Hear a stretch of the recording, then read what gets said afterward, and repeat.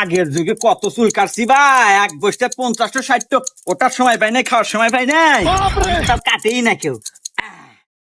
Clear? এই যে দেখো। এবা তুমি তো ভালো চুল কেটে দাও, এখন না এখন তো দেওয়া যাচ্ছে আমাক। এবা তাহলে এলো দাড়িও কেটে দাও। আচ্ছা দিতেছি, সব ব্যবস্থাই আছে আমার কাছে। এই দাও।